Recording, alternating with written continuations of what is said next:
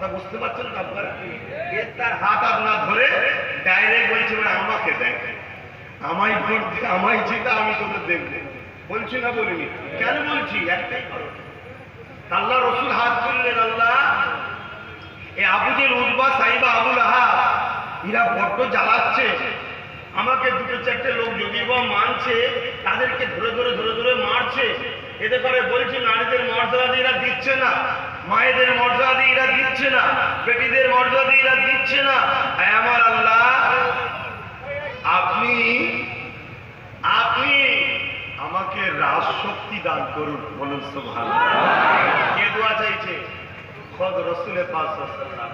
আমার আল্লাহ দয়ার নবীকে রাজশক্তি দিলেন, দয়ার নবীকে রাজশক্তি দিলেন। দয়ার নবী 10 বছর দেশ চালাতে লাগলেন। কে চালাচ্ছে দেশ? দয়ার নবী। শুনে বড় জেনে রাখেন, দয়ার নবী দেশ চালাচ্ছে। দয়ার নবী আইন করলেন, যারা নারীদের উপরে জুলুম করবে তাদের শাস্তি হলো পাথর ও দোররা মারতে মারতে কতল করে দেওয়া, মেরে দেওয়া। 10 বছরে একটা নারী আর ধর্ষণ হয়নি। বলুন আলহামদুলিল্লাহ। তাহলে আজকে আমরা বারবার বাইরে থেকে চিল্লাচ্ছি, দিদি, দাদা, ম্যাডাম সবাইকে বলছি আইন করুন, আইন করুন, আইন করুন।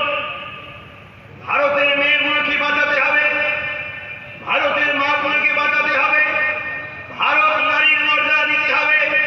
হতে পারে সে আদিবাসী সম্প্রদায়, গরিব লোক কি হয়েছে, মা মা হয়, মেয়ে মেয়ে হয়, বেটি বেটি হয়, বুন বুনি হয়। বড় লোকের মা আলাদা, গরিবের মা আলাদা তা নয়। তোমার কাছে তোমার মা যেমন, গরিব চাষির কাছেও তার মা তেমন। বড় লোকের মেয়ে আলাদা, গরিব লোকের মেয়ে আলাদা নয়। বড় লোক বাপ তোমার কাছে তোমার মেয়ে যেমন, গরিব বাপের কাছে তার মেয়েটাও তেমন। তাই বাংলার বুক থেকে আওয়াজ তুলেছি, ইতিপূর্ব রাজপথে নেমেছি, নারীদের উপরে যারা অত্যাচার করবে, ধর্ষণ করবে, তাদেরকে প্রকাশ্য রাজপথে ফাঁসি দিতে হবে, এ আইন করতে হবে। কিন্তু বারবার চিল্লে চিল্লে চিল্লে চিল্লে চিল্লে দেখছি আইন হচ্ছে না, আইন হচ্ছে না। কেন? যারা করবে তারা বকলমে, যারা ধর্ষণ করে তাদের সঙ্গে জুড়ে আছে, তাই আইন করছে না। তাই আমি আপনার সিদ্দিকী হাত তুলেছি, আমার আল্লাহ আপনি আমাকে রাজ ক্ষমতা দিন, আমি আইন করব। বাংলার বুকে কমসে কম ক্ষমতায় আসলে যারা ধর্ষণ করবে তাদের আইন হবে প্রকাশ্য ফাঁসি। এটা আপনারা চান না? চান না? যদি চান তাহলে আমাকে ক্ষমতায় আনতে হবে। রাজি আছে? আপনি আল্লাহকে সাক্ষী রেখে বলুন রাজি আছে?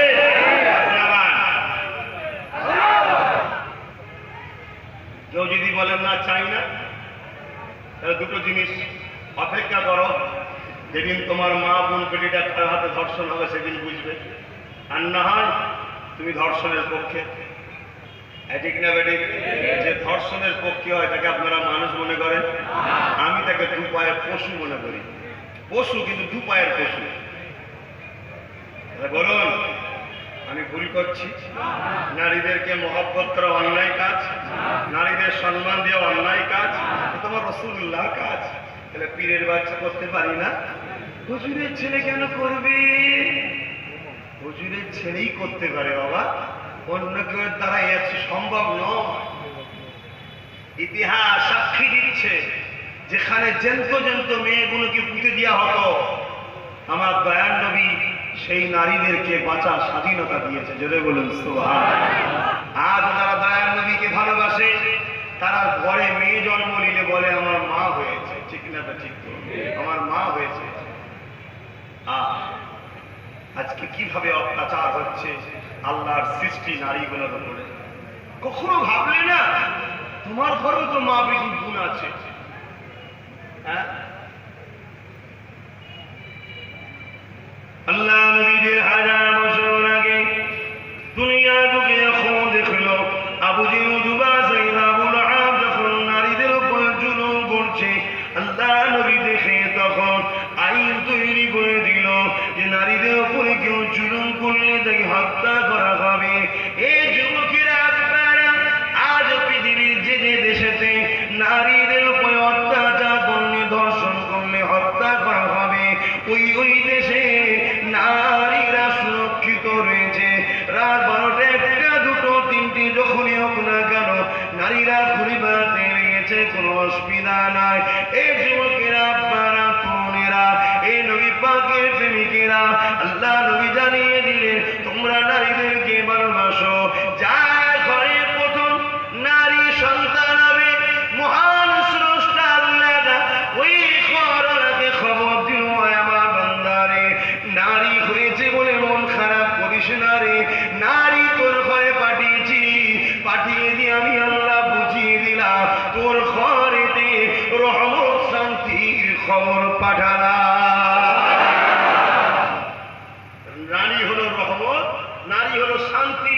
তাই নয়। আজ বলুন সেই নারীরা আমার ভারতে ইজ্জত পাচ্ছে। আজ টোটাল ভারতে সব জায়গায় অত্যাচার হচ্ছে। আমার বাংলাও কি তা থেকে বাদ পড়েছে নাকি? আমার বাংলাও নারীরা সুরক্ষিত আছে না? এখানেও সুরক্ষিত।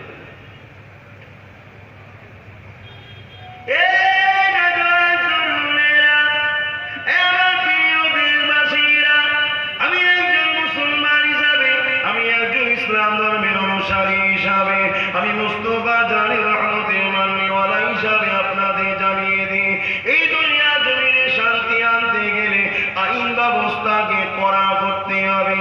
ইনসাফ ইনসানিয়াত নিজাম আইন যদি কড়া না হয় তাহলে কখনো শান্তি প্রতিষ্ঠিত হতে পারে না। কেননা প্রতিটা মানুষের অন্তরে একটা শয়তান বাস করে। যখন আইন ব্যবস্থা করা হবে, ওই শয়তান যখন মানুষের শরীর থেকে বাইরে বেরোতে পারে না, ওর ভয়ের চোটে নিজের শরীরের মধ্যে দোদকে মরে যাবে, বাইরে প্রকাশ হতে পারবে না। আজ আমার বাংলা জমিনে যদি 10-20টা দর্শনকারীকে প্রকাশ্য টাঙিয়ে যদি ফাঁসি দিয়ে দেওয়া হয়, যাদের অন্তরে নারীদের সম্বন্ধে অবাধ্য ব্যবহার আছে, যাদের অন্তরে নারী সম্বন্ধে নোংরা চিন্তা আছে, ওই শয়তানটা কখনো ওই ভাইটা বাচ্চার প্রকাশ করতে পারবে না। কেন? ওর মধ্যে ভয় থাকবে, ধরা পড়লি ফাঁসিতে ঝুলতে হবে। ওই শয়তানটা ভেতরে ভেতরে মারা যাবে। এ মুসলমান, এই শান্তি প্রতিষ্ঠিত করতেই তো আল্লাহ আমার নবীকে পাঠিয়েছে। সেই নবীর উম্মাত হয়ে কি দায়িত্ব নেবে না? আমি আমার বাংলা জমিনে শান্তি প্রতিষ্ঠিত করব, এই দায়িত্ব নিবা দরকার আছে না? না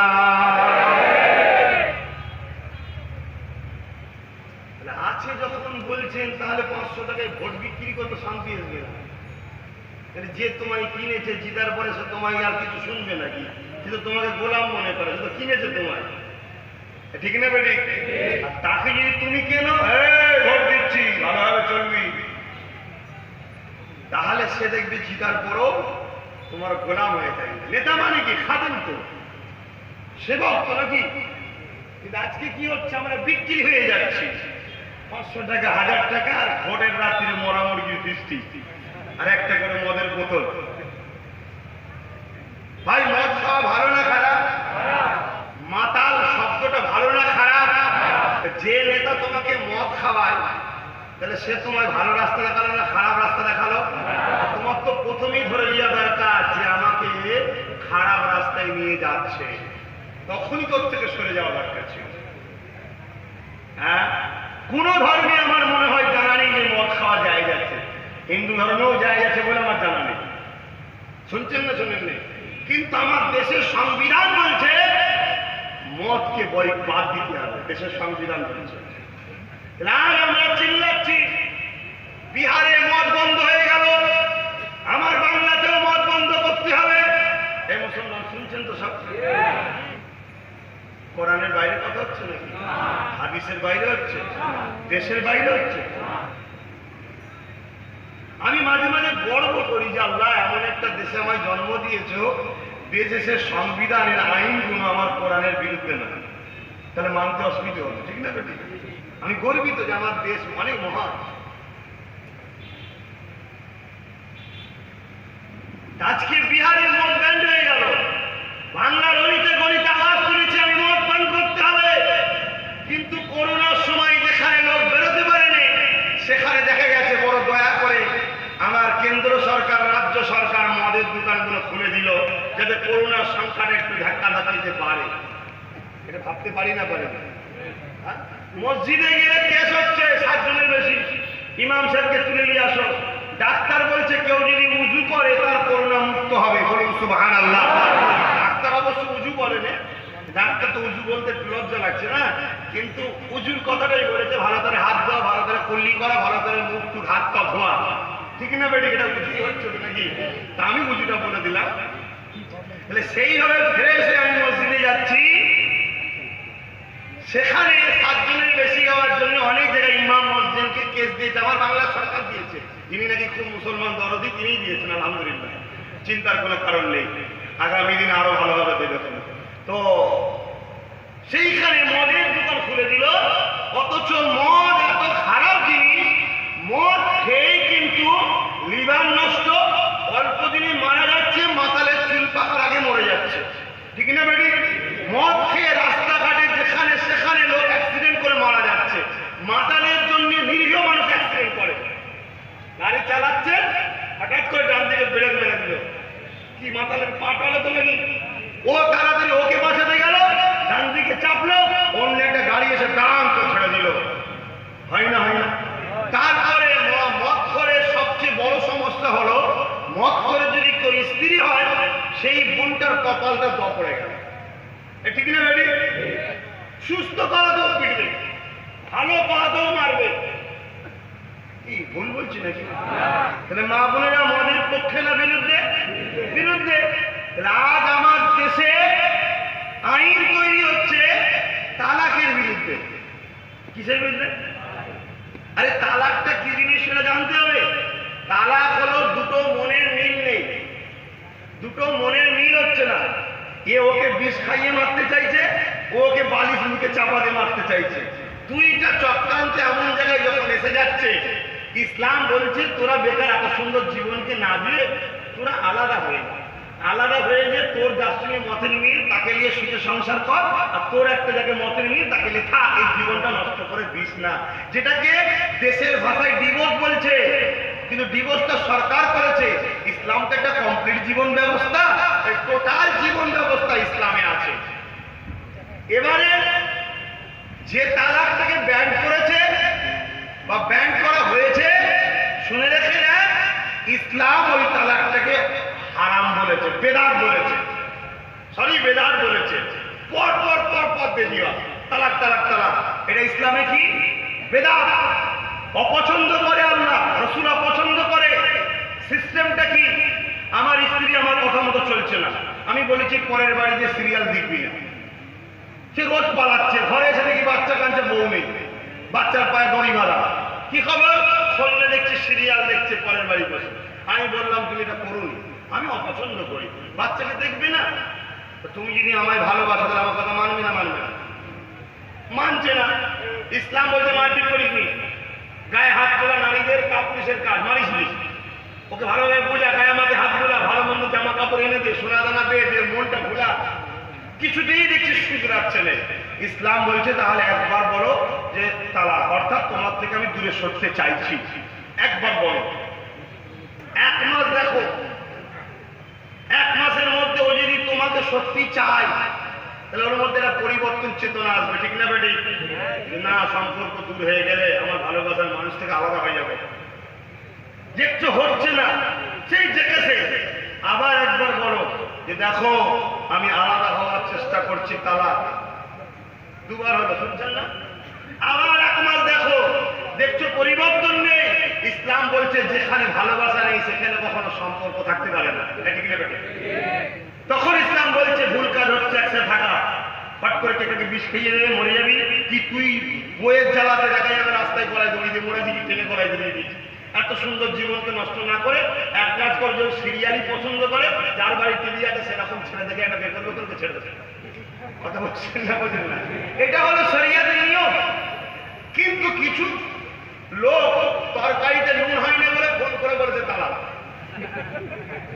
ভাই, এর জন্য সে দোষী, ইসলাম দোষী নয়। আমার ভারতবর্ষে বর্তমান রাজনীতির নেতারা ভোট না দিয়ে থেকে মার্ডার করে দিচ্ছে, ঠিক না বেটি? ঘর ভেঙে দিচ্ছে, জলসায় এলে ঠ্যাং ভেঙে দিচ্ছে। এর জন্য কি আমার দেশের আইন দোষী? এর জন্য আমার দেশ দোষী না ওই ব্যক্তিটা দোষী? আজকে একটা নেতা যদি এই জলসায় আসার জন্য মারে, তাহলে আমি কি দেশ থেকে বাধ্য দেবো? না, ভারত ভালো নয় এটা বলবো নাকি? না, ভারতের আইন ভালো নয় এটা বলবো নাকি? না, ও অন্যায় করেছে, ওকে ধরো। আজকে কেউ যদি পর পর 3 বার দিয়ে দেয়, এটা ইসলাম অপছন্দ করে, তার জন্য ও দোষী, ইসলাম দোষী নয়। এর জন্য আইন হওয়ার জন্য এত উঠে পড়ে লেগেছে। আর মদের জন্য ডেলি হাজার হাজার লোক মারা যাচ্ছে, মদের কারণেই ডেলি 2-4টে করে নারী ধর্ষণ হচ্ছে। সেই মদকে ব্যান করা দরকার আছে না? না, এতবার বলছি শুনছে না কেউ, এতবার বলছি কেউ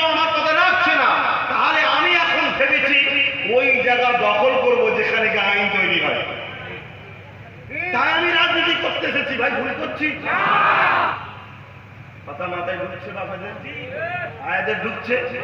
এবার তুমি যদি মনে করো না ফ্রিতে মদ পাই, আব্বাস সিদ্দিকীকে ভোট দেবো না, তো দাও, দেখে লিও ওই মাতাল নাকি তোমার বোনের হাত ধরে ফেলে।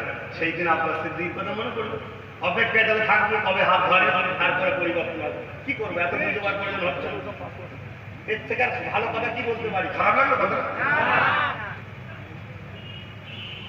আল্লাহ রসুল বলছে তোমরা সুদ নিও না। গরিব যখন পয়সার প্রয়োজন হয়, আমি ধনী লোক আমার কাছে আসে, আমি তখন কি বলি? দেবো দেবো, বাড়তি 50,000 টাকা দিতে হবে, 1 লাখ টাকা নিলে 1 মাসে কি 1 বছরে, শুনছেন না? এই যে বাড়তি টাকাটা, এটাকে কি বলা হয়? সুদ নেওয়া। ইসলাম বলছে সুদ নিও না, ও তো তোমারই পাড়া প্রতিবেশী, ও তো তোমারই ভাই, ও তো একটা মানুষ, ও বিপদে পড়েছে, ও গরিব, তুমি ধনী। প্রভু তোমায় ধনী করেছে, ওকে গরিব করেছে, তুমি ওকে আশ্রয় দাও। তোমার যদি পুরো দিবার আওতার থেকে পুরো এমনি দিয়ে দাও, তোমার নেকি হবে। দিতে পুরো নাও পারো, তাহলে ওকে ধারটা কমসে কম দাও, তার জন্য বাড়তি কিছু নিও না।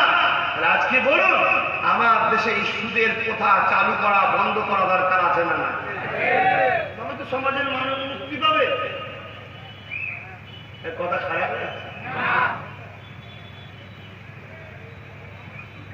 বাবেরা, নজওয়ান তরুণেরা, যারা ধনী লোক তারা বুঝবেন না মেয়ের ময়া কতটা, মেয়ে যে কতটা ভালো জিনিস। যারা ধনী লোক বুঝবেন না, কেননা পয়সা গরমে নিশাতে পড়ে আছে, কোনো টেনশনই নাই, কোনো চিন্তা নাই। একটা না 1 ডজন জামাই কিনে নেবো, এত টাকা রয়েছে আমার। আপনি গরিবের খবর বুঝবেন না। কিন্তু যে বাপটা ভ্যান চালিয়ে খায়, যে বাপটা লেবারি করে খায়, যে বাপটা ড্রাইভারি করে খায়, যে বাপটা দিন মজুরি করে খায়, যে বাপটা সেলসম্যান করে খায়, যে বাপটা পর্যায়ে শ্রমিক হয়ে গেছে, এবার কেউ দেশবাসীরা শুনে কে দাও, মানবতাকে জাগাও। একটা পশু আর একটা পশুকে ভালোবাসে, মানুষ মানুষকে ভালোবাসতে পারলাম না, অথচ আমরা মানুষ নাকি আল্লাহর শ্রেষ্ঠ মখলুক। এই যুবকেরা, ওই গরিব জনসটার একটা দুটো যখন মেয়ে আছে, মেয়েটার বিয়ে দিবার সময় ওই বাপটা কত পেরেশান হয়ে আছে। যেখানে যত কমই হোক না কেন, আজকে দিনে 50,000 টাকা পণ লাগবে, আজকে দিনে 1 লাখ টাকা পণ লাগবে, আজকে দিনে একটা মোটরসাইকেল লাগবে, আজকে দিনে খাট পালং লাগবে, কত কমই হোক না কেন 2.5-3 লক্ষ টাকা লাগবে। এই গরিব ঘরের বাপেরা, এই ধনী লোকের ঘরের বাপেরা, বলুন তো দেখি, আল্লাহ আপনাকে দিয়েছে, আপনার তো টেনশন নাই। আপনি ছিলেন গরিব, হয়ে গেছেন পঞ্চায়েত প্রধান, আপনি ছিলেন গরিব, হয়ে গেছেন এমএলএ, আপনি ছিলেন গরিব, আপনি হয়ে গেছেন এমন করে এলাইছি, আপনার তো টেনশন নাই। আপনি রাতারাতি কোটি টাকার মালিক হয়ে গেছেন, কিন্তু আপনার পাড়ার ওই ভ্যান চালকটা, দিন মজুরিটা, সেলসম্যানটা, ড্রাইভারটা কি করে তার মেয়েকে দিয়ে দেবে, সে রোজ বালিশে মাথায় দিয়ে কাঁদে। তাই আমি আব্বাস সিদ্দিকী রাজনীতি করতে এসেছি। আমার আল্লাহ যদি আমায় জিতায়, এই বাংলার জমিনে পণিয়া পোকা ব্যান করে দেবো। যদি কেউ পণ নেয়, সঙ্গে সঙ্গে ওই বিবাহ আসন থেকে তোলা হবে, 12 বছর তার বাপ মা ছেলেকে জেল দিতে হবে। এই আইন বাংলার জমিনে দরকার আছে না? না,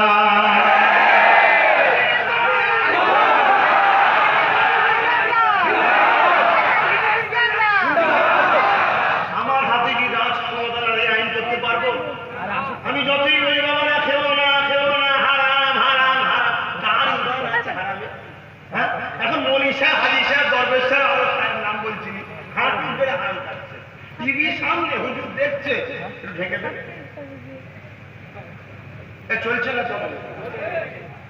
আমি তো অনেক জায়গা থেকে ভাই ঘর থেকে বেরিয়ে চলে গেছি, চেষ্টা করেছি, অনেক জায়গায় বেরিয়ে চলে গেছি। লাস্টে সে বাড়িওয়ালা বলছে, কি হয়েছে? তুমি যদি আমায় খাওয়াতে চাও তাহলে টিভিতে বার করতে হবে। কথা বুঝে আসছে না? নাই। আবার অনেক জায়গায় পেটে এমন জ্বালা হয়েছে, এ তো জাহান্নাম, এমন জ্বালা হয়েছে, দেখো আর বলি, যা আছে দেখতে পেয়ে গেছি। তবে ভাই মশলাতে উলামাদের জন্য ছাড় আছে, যদি খাবার আগে একটুখানি ফাতিহা শরীফ করে দোয়া করে দেয় তাহলে পারিশ্রমিক হয়ে গেল খাটার বিনিময়। কথা বুঝতে না বলি ওলামাদের জন্য এই জন্য ছাড় আছে, ওলামারা দিনের প্রচারে বিভিন্ন জায়গায় বেরোবে, ঠিক না বেটি? মশলায় তাকুয়ায় চলবে না, আর তাকুয়া যতক্ষণ না হচ্ছে ততক্ষণ নবীর দিদারও হবে না। অতএব ভাই মুখিয়ে লাভ নেই, পিঠের চায় অনেক জায়গায় দেখো না দেখার খান করে দিয়ে বাবা এখন কি করবো সেই ফাতিহা পর আল্লাহ আমি আল্লাহ যারা খাওয়া আছে রুজিতে কারবার ব্যবসা বাণিজ্য করবেন, আল্লাহ এদের জান্নাতি খানা খাওয়ান, এদেরকে এই করেন হ্যান করেন ত্যান করেন, মজুরি হিসাবে ফেললাম মশলায় যায় ভালো ভাই, ভুল বুঝবেন না বাবা, আম মানুষ খাবার আবার। কিন্তু আজকে যে আমরা সত্যিকারের পড়া হতে পারতাম, ভক্ত তাহলে জব্দ হতো না হতো না? তুই যদি আমাকে চাস টিভি বার কর, আর টিভি যদি চাস আমাকে বার দেখি তোরা ওনাদের রসুল লাগে না টিভি আগে, তাহলে আল্লাহ তার এইভাবেই চলতে থাকতো, অনেকবারই তো পরিবর্তন হবে। কিন্তু আমরাও সেভাবে পড়া হতে পারছি না। একটু যদি বা পড়া হচ্ছি বা কেউ পড়া হয় ভাবতে তো অনেক সুযোগ ভুল ঘুরে গেছে, ওটার বড্ড নেওয়া গেছে, পয়সা দিলে আবার কাজে আবার হাত ছড়ালে। ওই জন্য আমি দেখছি খাওয়া না করলে খাবো কি বাবা, যা করছি করবি যা। কি গো তোমরা খাওয়াচ্ছ নাকি? হ্যাঁ তোমরা খাওয়াচ্ছ। যতটা বাড়ি চেষ্টা তো করছি, এই চেষ্টা সাথ দেওয়া দরকার, উপরন্ত আবার বিরোধী হচ্ছে। আমার পীর আল্লামা কালিমুল্লাহ সিদ্দিকী হুজুর পীর কেবলা সারা জীবন ফটোর বিরুদ্ধে, আর উনি খুব রাগী মানুষ ছিলেন, খুবই রাগী মানুষ। কিন্তু কিসে রাগী? নীতিতে। এত ভালো দয়ালু মন ছিল ওনার, যারা মিশেছে ওনার এখানে কাছে কালিমুল্লাহ হুজুরের কাছের মানুষ কেউ আছে? আলহামদুলিল্লাহ, যারা খুব পুরোজ মিশেছে তারা কিন্তু জানে কতটা অলিদের মন তো নরম হয়ে যাবে। উনি তো অলি ছিল, ঠিক না বেটি? বলুন আলহামদুলিল্লাহ। কিন্তু অন্যায় দেখলেও বিশাল লেগেছে। তো ফটো তোলার বিরুদ্ধে উনি কিন্তু ব্যাপক ভালো ছিল। কেন?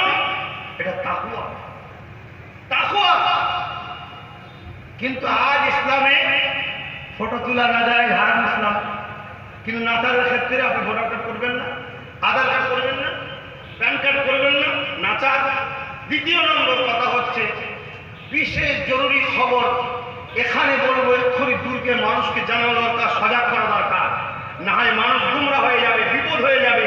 সেই মেসেজগুলো পৌঁছানোর জন্য উলামারা জায়েজ ফতোয়া দিয়েছে। কারা দিয়েছে? উলামারা। কিন্তু তাকওয়াতে সমস্ত উলামাদের একটাই রায়, চলবে না। কথা বুঝে আসছে না? না তাকওয়া। আজকে সেই মানুষটা তিনি যেটা অপছন্দ করেছে সেটাকে নিয়ে যারা ক্রিটিসাইজ করেছে, এটা কিন্তু অন্যায়।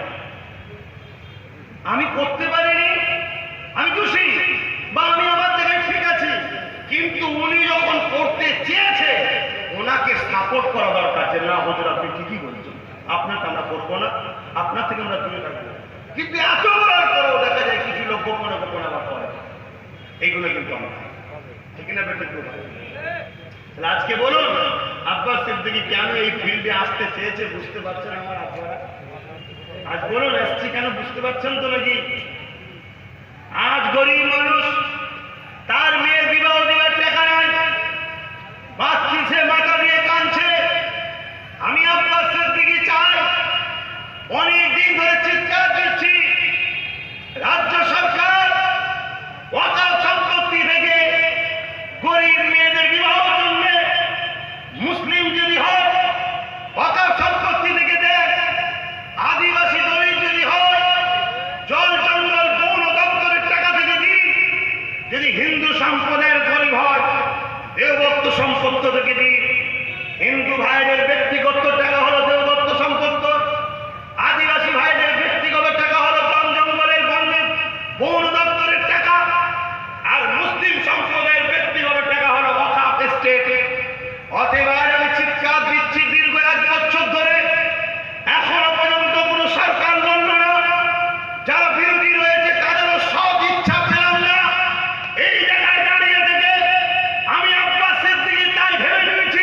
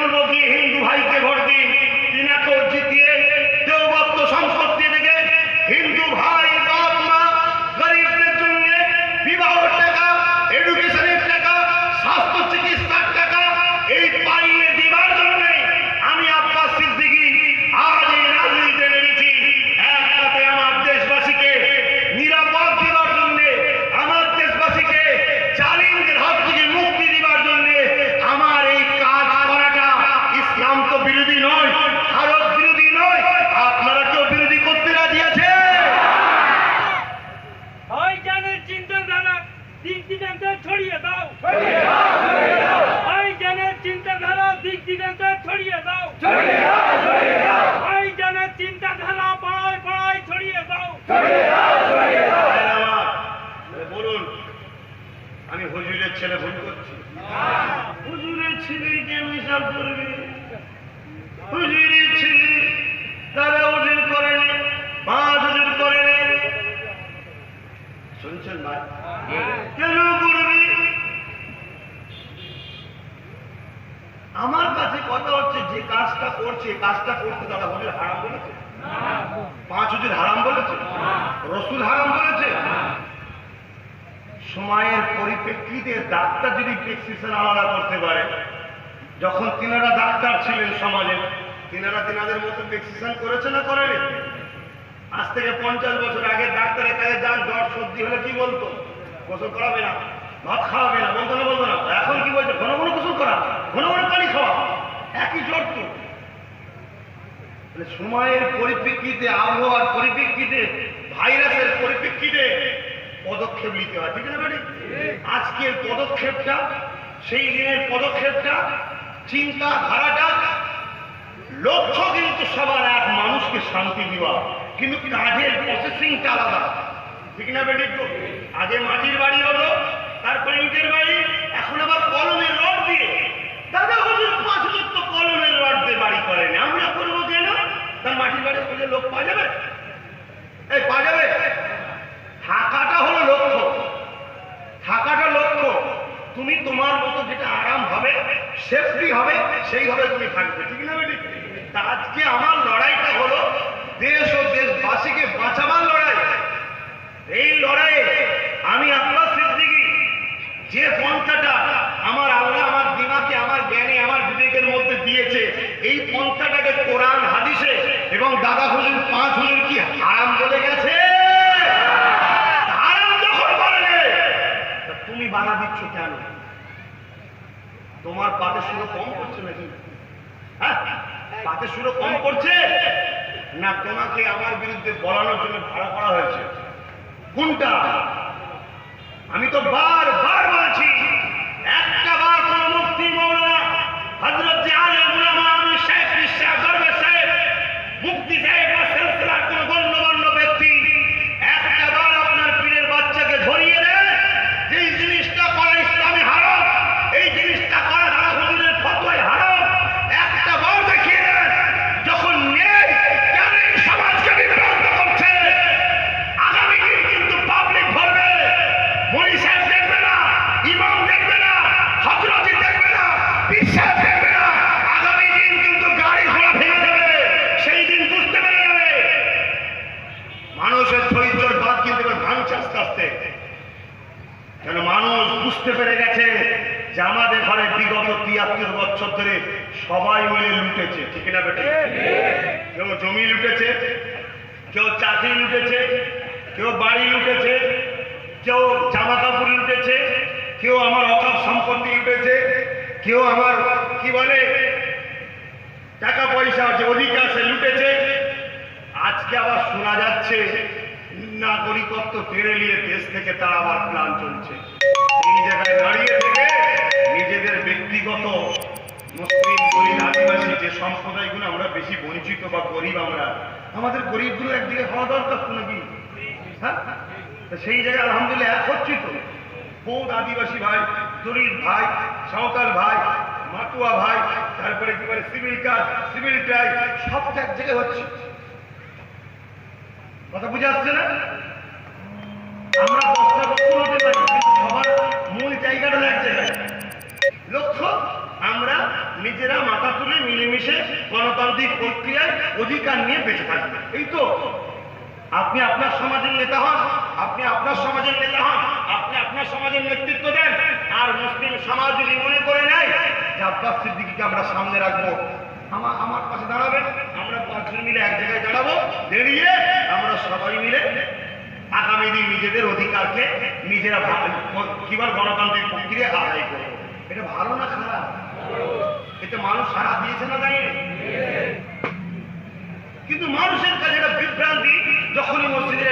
সাহেব দাঁড়িয়ে বলে ফেলে, সব জায়গায় না, কিছু কিছু জায়গায় হচ্ছে, যে আব্বাস সিদ্দিকী যা করছে না ভুল করছে, হ্যান করছে, তান করছে, তাহলে মানুষ বিভ্রান্তির মধ্যে করছে না বলে। আবার যখন কেউ একজন এসে বলে ফেলে, এই কোচকের পিছনে ঘুরুনি, বেশি লাফালাফি করুনি, লাভ কথা বলছেন না বলেন না, হয়ে গেল। কিন্তু ইতিহাস বলছে আমার পাঁচ দাদুজান কেউ মসজিদ করাতে ব্যস্ত থাকতো, কেউ মাদ্রাসা করাতে ব্যস্ত থাকতো, এক একজন এক একটা সমাজসেবার কাজ করতো। বড় হুজুর যা করতো চার হুজুর কৈফিয়ত দিত না, চার হুজুর কিছু বলতো না। মেজ হুজুর যা করতো চার হুজুর কৈফিয়ত দিত, চার হুজুর কিছু বলতো না। ছোট হুজুর যা করতো চার হুজুরকে বলার প্রয়োজন ছিল না, কেউ কৈফিয়ত দিত না, কেউ কিছু করতো না, ঠিক না বেটি? বিগত দিন আমরা দেখেছি বামপন্থকে হারাবার জন্য কোনো না কোনো পিসা পীরজাদা উঠে পড়ে লেগেছিল, তখন ভোটরা থেকে কেউ বিরোধী করেছিল? সব চুপচাপ ছিল। তখন যদি আমরা সবাই মিলে তার পিছনে লেগে যেতাম, তাদের পিছনে, তাহলে মানুষ বিভ্রান্তি হতো না, হতো না? তাহলে লাভ হতো না ক্ষতি হতো? ক্ষতি হতো। কিন্তু আজকেও ক্ষতি হয়েছে, তাকে এনে ক্ষতি হয়েছে, কিন্তু তিনাকে আনার পিছনে তিনার ক্ষতি আমি বলবো না, তিনি ভালো নিয়েতে এনেছিল, কিন্তু ইনি তার সাথে ঠিক ব্যবহার করেন, ঠিক না বেটে? তারপরে দেখা যাচ্ছে ইতিহাস বাপেরা বলতে পারবে, কংগ্রেস যখন জ্বালাচ্ছিল ফুটবল পিসাবরাই কিন্তু বাম ফোনে এনেছে, পিসাব দিয়ে অবদান। কিন্তু আমার বক্তব্য, কংগ্রেস থেকে বাম এনে, বাম থেকে টিএমসি এনে, আবার একে তাড়িয়ে তাকে না এনে চলো আমরা নিজেরাই আসি না, অসুবিধা আছে? তাহলে পরের উপর ভরসা করতে পারছি না তো, তাই আমি নিজেরা আসতে চাইছি। অর্থাৎ নিজেরা বলতে আমরা যারা বঞ্চিত আছি, মুসলিম, দলিত, আদিবাসী, সিভিল কাস্ট, সিভিল ট্রাইব, আমরা এক জায়গায় হবো, যেখানে তোমরা বেশি তোমরা সিট দাও আমরা ভোট দেবো, যেখানে আমরা বেশি তোমরা সিট দাও আমরা সিট দিই, তোমাদের ভোটগুলো আমাদের দাও, মিলেমিশে কাজ করবো। তোমরা মুখ্যমন্ত্রী হবে, তোমরা স্বরাষ্ট্রমন্ত্রী হবে, তোমরা অর্থমন্ত্রী হবে, আমরা পরিবহন মন্ত্রী হব, কি শিক্ষামন্ত্রী হব, কি আমরা স্বরাষ্ট্রমন্ত্রী হব, তোমরা মুখ্যমন্ত্রী হবে, আমরা উপমুখ্যমন্ত্রী হব, কিছু একটা মিলে ঝুলে চলবে, অসুবিধা কি আছে? এই অসুবিধা আছে?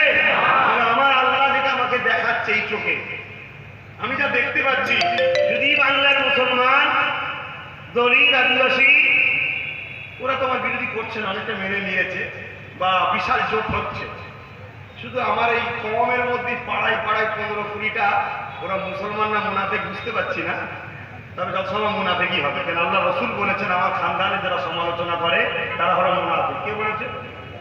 রসুল। রসুল বলেছেন মুনাফিক। মুনাফিকের সঙ্গে বন্ধুত্ব করা যায়? মুনাফিকের সাথ দেওয়া যায়? রসুল কি বলেছেন? আমার বড় ভয় হয় সব থেকে বেশি ক্ষতি ইসলামের মুনাফিকরা করেছে, ঠিক না বেটি? তাই পাড়ায় 15-20টা করে আছে, ঠিক করে খেয়াল করে দেখুন, প্রতিটা পাড়ায় 15-20টা করে আছে, এইগুলো বিরোধী করছে। যদি এইগুলো বিরোধী করে, এদেরকে ওভারটেক করে বাকি যারা ভাই বলে মেনে নিতে পেরেছে, যদি ঠিক দিনে ঠিক জায়গায় ঠিক সুইচটা চাপতে পারে, আমার মনে হয় বাংলার বুকে 73 বছর পরে একটা ইতিহাস তৈরি হবে, যেখানে সভ্য মানবতা এবং দুর্নীতি মুক্ত একটা সমাজ তৈরি হবে, যদি বিশ্বাস হয়। কেন আমাকে আল্লাহ যতটুকু দেখাচ্ছে ভালো জায়গা, কিন্তু আমরা চলে গেছি ভালো জায়গা। এবার আপনারা ভাবুন, কি গো ভাবছেন নাকি হুজুরের ছেলে রাজনীতির কথা বলছে? এসব মাথা ঢুকছে নাকি? এই রাজনীতি করা হারাম কথা বলছে না? রাজনীতি করা হারাম? রাজনীতি করা কি? মুসলমানদের জিজ্ঞেস করছি, রাজনীতি করা কি? সুন্নাত। রাজনীতি করা সুন্নাত, অর্থাৎ রাজনীতি করলে সওয়াব হয়। জোরে বলুন সুবহানাল্লাহ। রাজনীতির বাংলা মানে কি? এমন একটা সিস্টেম যেটা দ্বারা, আবিধানিক অর্থ হলো যেটা দ্বারা দেশ ও দেশবাসীকে নিরাপদে রাখা যায়, এর নাম হলো রাজনীতি। যে নীতি দ্বারা দেশ ও দেশবাসীকে নিরাপদে রাখা হয় তার নাম কি? এটা ভালো না খারাপ? ইসলামের রাজনীতি আছে না? ধর্মনীতি আছে, সমাজনীতি আছে, অর্থনীতি আছে, কথা বুঝে আছে, সংসার নীতি আছে, রাজনীতিও ইসলামে আছে। কথা খারাপ লাগলো? তাহলে আমি আপনার সিদ্দিকী নামাজের শিক্ষা দেবো, রোজা দেবো, হজ দেবো, জাকাত দেবো, দেশ কিভাবে চালাবেন ও শিক্ষা দিতে পারি না? ওটাও শিক্ষা দেবো, ওটা তো আছে। আর দ্বিতীয় নম্বর কথা, ভারতের সংবিধানে কোনো জায়গায় লেখা আছে যে পীর সাহেবরা রাজনীতি করতে পারবে না? লিখা নেই ভারতের সংবিধানে যখন নেই, ইসলামে যখন নিষেধ নেই, তা তোমার মাথায় বাজ পড়লো কেন? নিশ্চয়ই হিংসা, আর না হয় আমরা ঢুকে গেলে দুর্নীতি মিটে যাবে এই ভয়ে, ঠিক না বেটি? কেন হুজুরের সামনে হারাম খেলে হুজুর বলে পরে জিনিস খাচ্ছিস কেন, বিয়ে আমার করতে হবে, গুনাহ হবে না, ওই হুজুরদের নিয়ে হবে, ঠিক না বেটি? হ্যাঁ, বিয়ে বাড়িতে হুজুরের দাওয়াত করলে কিছু লোকের মন খারাপ হয়, হুজুর আসবে মানে আমরা ঠিকভাবে সাজতে পারবো না। কি, আমি জীবনে একবার বিয়ে বাড়ি গেছিলাম, বিয়ে বাড়ি গিয়ে একটা ঘরে বসে আছি না, আমার কাছে খুলে বলো, বিয়ে বাড়িতে আনন্দ করতে আসতো, ওদিকে কার একটা হাত ধরে ফেলে যাই না, আর আমি রয়েছি ব্যাটারি দুজনেই আমাকে চেনে তো, পুরো সল মেরে চেয়ে দেখে না,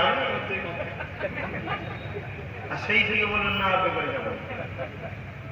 শুনছেন না, বিয়ে বাড়ির দিনে একটু রং ছুড়াছুড়ি, কি বলে হলুদ টলুদ কিসব মাখামাখি একটু হয়, কি হয় না, হয় না, ছেলে ছুড়ে আনন্দ করবে না? তবে ইসলাম বিরোধী নয়, ইসলামের মধ্যেও তো আনন্দ আছে, কিন্তু হুজুর গেলে সুফি সাহেবের থাক হুজুর এসে, তো ওই জন্য কেউ চায় না হুজুর বিয়ে বাড়ি। কিন্তু হুজুর যে যদি দোয়া করে কোনো দাম্পত্য জীবনটা খুশি হয়, ওটা স্বামী স্ত্রী চায়। কি, ও যখন আবার স্বামী স্ত্রী ছিল না তখন ও চাইতো হুজুর না এসে।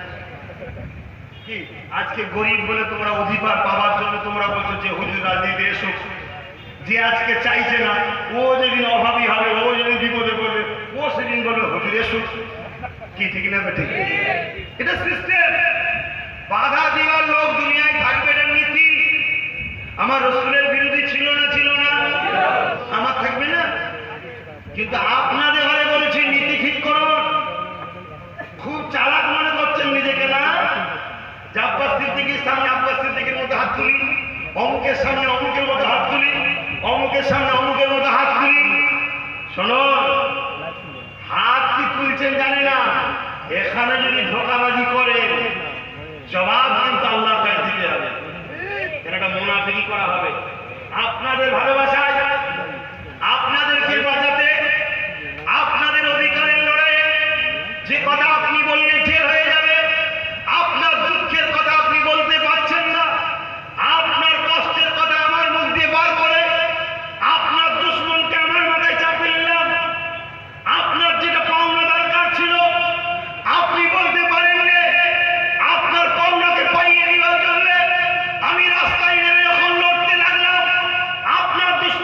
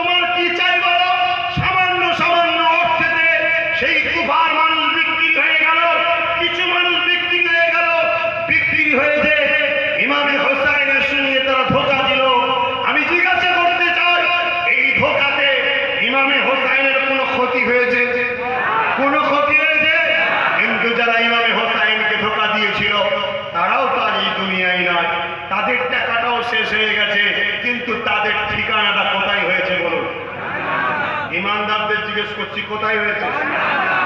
আর যদি আপনাকে ভোটের সময় 5,000 করে খামে চলে আসে, গাড়ি দেয়, বাড়ি দেয়, মোবাইল দেয়, বা আপনি নতুন কর্মী আপনাকে বাড়তে দিয়েছিল, এখন দেখছে যে অসুবিধে আছে, আবার আপনাকে দাওয়াত দিচ্ছে, আপনি চলে গেলেন, মনে রাখবেন যে একবার ধোকা দেয় সে বারবার দিতে পারে না।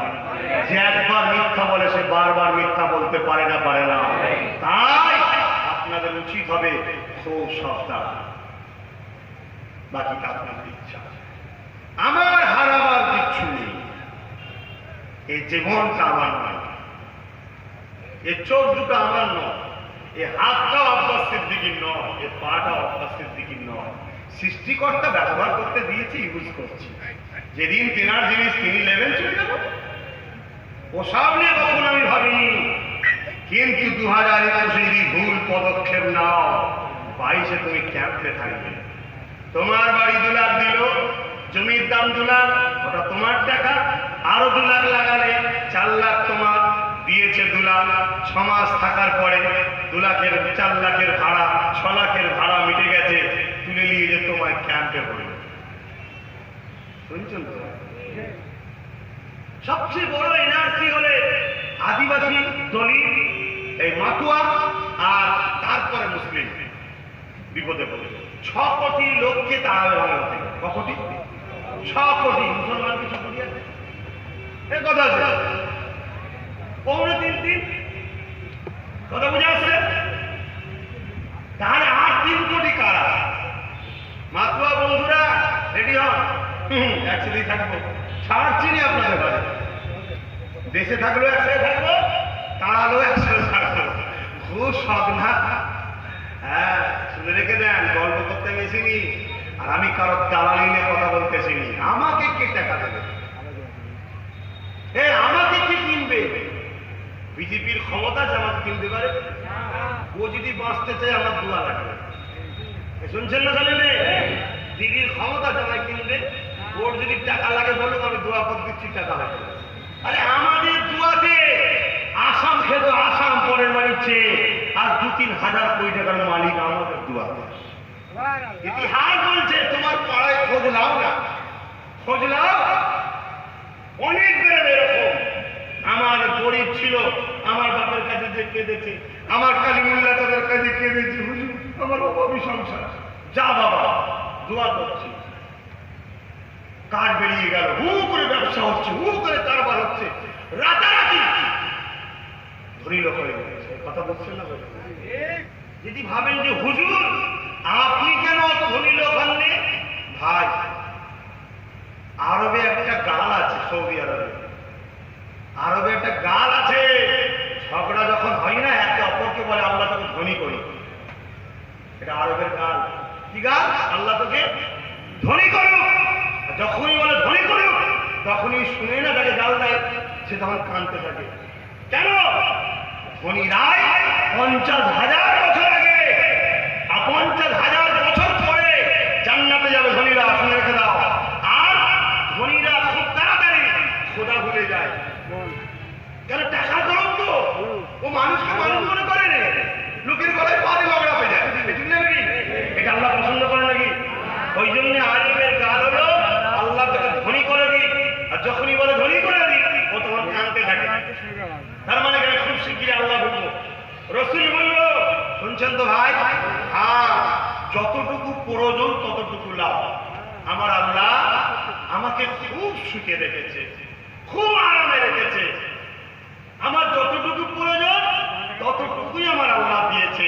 যখন আমার হঠাৎ করে 10 লাখ টাকা দরকার হয়, আমার কাছে নেই, কিন্তু আমার আল্লাহ ঠিক জোগাড় করিয়ে দেয় 10 লাখ টাকা। জোরে বলুন সুবহানাল্লাহ।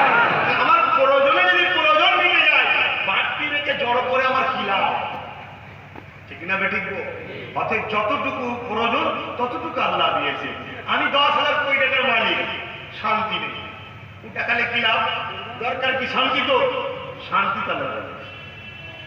এত কিছু করে বেড়াচ্ছি, কই আমার তো না বডিগার্ড আছে, না আমার কোনো টেনশন আছে, আমি নিশ্চিন্তায় ঘুরে বেড়াচ্ছি। কেন? চোর নই তো, আমি তো দুর্নীতি করিনি, আমি কাউকে মেরে দিইনি, আমি কাউকে তো আঘাত করিনি।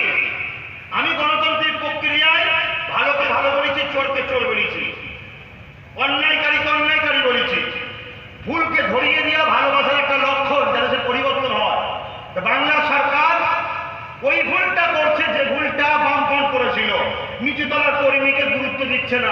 তাদের খেয়াল রাখছে না। আর নিত্যতলার কর্মীরা মানুষকে লুটছে, চুরি করছে, ডাকাতি করছে, মারপিট করছে। আমার মতো পীরজাদাকে আমার একটা গরিবকে দেখতে গেছি জানলাতে বাস বাড়ি মারছে। ঠিক না বেটি? এর জন্য টিএমসি দলের ক্ষতি হচ্ছে না, হয়নি? এই যে যদি ধরিয়ে দিই, ধরে নিয়ে তো উচিত পরিবর্তন হয়ে যাওয়া, একটু ভালোবাসা। যদি পরিবর্তন না হয় তাহলে জানতে হবে ওপর থেকে নিচে পর্যন্ত সবাই চোরে ভাগ আছে। ঠিক না বেটি? আর পরিবর্তন হলে কি হবে? জানতে হবে ভুল করছিল, খবর গেছে, শুধরে গেছে। ঠিক না বেটি? তবে কিন্তু আল্লাহ রসুল বলেছে পাহাড় সরে গেছে বিশ্বাস করো, মানুষ পরিবর্তন হয়েছে বিশ্বাস করোনি। অনেকবার দেখতে হবে মানুষ কি জিনিস, বুঝতে পারছেন তো? তাহলে আপনারা বলুন, আপনার সিদ্দিকীকে ধোকা দেবেন তো? কারা কারা দেবেন না হাত তুলুন। কারা কারা দেবেন না হাত তুলুন। ধোকা দেবেন না তো? ঠিক বলছো তো? একদম পারফেক্ট তো? আচ্ছা, এই হাতগুলো আমি দেখছি, আমি কি সবাইকে দেখে চিনতে রাখতে পারবো? এই হাতগুলো কে দেখছে? ধোকা দেবেন। টাকা পয়সা, গাড়ি বাড়ি যা দেবে নিয়ে নেবে, যা দেবে নিয়ে নেবে, নিয়ে কিন্তু ঠিক জিনিসটা দেবেন না। ঠিক জিনিসটা আমাকে দেবেন। রাজি আছেন তো? যদি বলেন হুজুর আপনি হুজুরের ছেলে বলছেন ধোকা দেবেন না, তার থেকে সব নিলাম আর ধোকা আপনাকে দেবে, এটা কি ধোকা নয়?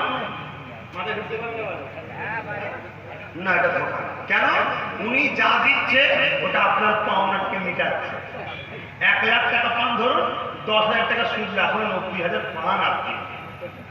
কথা বুঝছেন না? বলেন না, এটা ধোকার কিসে? আমার জিনিস আমার ফেরত দিচ্ছে, ধোকার কিসে? ঠিক না বেবি? আর তো যদি কোরআনে শপথ করায়, আল্লাহর কসম খাওয়ায়, শুনছেন না শোনেননি? ও চাচি বাচ্চার মাঝে হাত দিয়ে দেবে তো? যদি বলে হ্যাঁ, মনে রাখবে যারা তোমার কোরআনকে নিজেদের স্বার্থে ব্যবহার করে, যারা তোমার আল্লাহর কসমকে নিজেদের স্বার্থে ব্যবহার করে, তোমার জন্য ফরজ হয়ে যাবে, তখন আগে ওকে পরাজিত করতে হবে। ঠিক না বেটি? এবারে বলবে যে এই যে হুজুর কসম খেয়ে ফেলেছি, কি হবে? ঘাবড়াবার কিছু নেই। ইসলাম সমস্ত সমস্যার সমাধান রেখেছে। আপনি 3টে রোজা রেখে দেবেন। কথা বুঝে আসছে? আজকে যে আপনার উপরে জুলুম করছে, এ আপনার অধিকারকে কেড়েছে না কারণে? আপনার স্বাধীনতাকে কেড়েছে না কারণে? একে যদি জবাব না দেন, আগামী দিন এ আরো জুলুম করবে, আরো জুলুম করবে। আমি আপনার সিদ্দিকী চাই আমার বাংলার ছেলেরা, কি মুসলিম, কি দলিত, কি আদিবাসী, যে কোনো ধর্মের, যারা মাধ্যমিকে 90% নম্বর পাবে, ওরা যেন বড় বড় ডাক্তার, উকিল, জজ, ডিএম, আইপিএস অফিসার, দেশের মাথা হয়, দেশের গর্ব হয়, পড়াশোনা করে। এটা আমি চাই। আপনারা চান? কিন্তু যাদের রেজাল্ট ভালো হয়, এদের মধ্যে 100-র মধ্যে 95টার বাপ হচ্ছে গরিব। শুনছেন ভাই? 50 লাখ 1 কোটি খরচ করে পড়াতে পারবে? তাহলে কি হবে? তাহলে বেকার। আর লাস্টে গবেট গুলো, গবেট বুঝতে পারছেন, যারা আরামের বিছানায় ঘুমিয়ে পরীক্ষা দিয়েছে, কোন রকম পাস করে গেছে, বাপ 1 টাকা নিয়ে যেয়ে বলছে আমার ছেলেকে মেডিকেলে ভর্তি দাও। রেজাল্ট বলছে, রেজাল্ট কি দেখবি? এটার্জিতে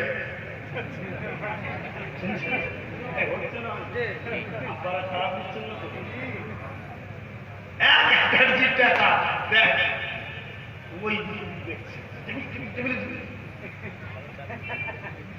বলে এইরকম যদি ডাক্তার সমাজে হয়, করোনা নিয়েও ব্যবসা হবে না? হবে না? সবাই শুনছে করোনা রুগীকে, অসুবিধে নেই।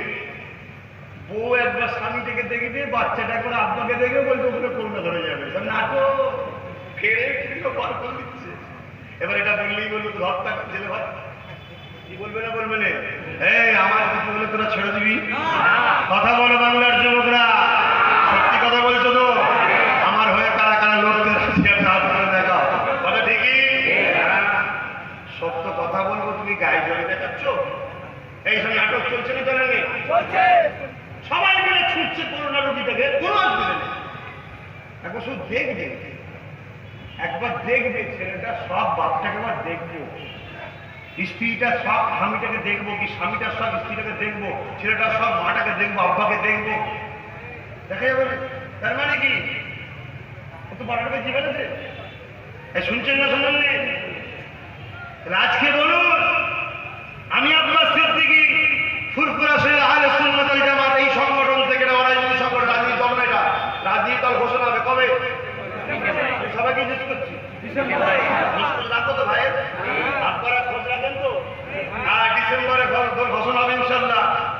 ওই জন্য প্রত্যেককে বলবো মোবাইলে পীর আবু বকর ইউটিউব চ্যানেল আর ওই পীরজাদা এমডি আব্বাস সিদ্দিকী আল কোরাইশি ফেসবুকে ফ্যান পেজে লাইক নাকি বলে করে রাখবেন। দল ঘোষণার সময় হঠাৎ করে যদি বলে বাবার লকডাউন, কিছুতেই তো রুকা যাচ্ছে না, লকডাউন কি ভালো কোনটা? আমি ওখান থেকে প্রতি শুক্রবার দিন বিকাল 3টে ওই পীরজাদা এমডি আব্বাস সিদ্দিকী ওই ফ্যান পেজেতে আমি বক্তব্য দিই। সমস্ত লোক দেখে, দুবাইয়ে দেখে, কাতারে দেখে, মালয়েশিয়ায় দেখে, ইন্দোনেশিয়ায় দেখে, ফ্রান্সে দেখে, জার্মানে দেখে, লন্ডনে দেখে, আমেরিকায় বসে দেখে, সারা ওয়ার্ল্ডে বসে বসে বসে বসে দেখে ভাইজানকে আমি বক্তব্য দিই। আজানটা হয়ে যাবে নাকি? আজান হচ্ছে উঠাউটি না, বসে বসে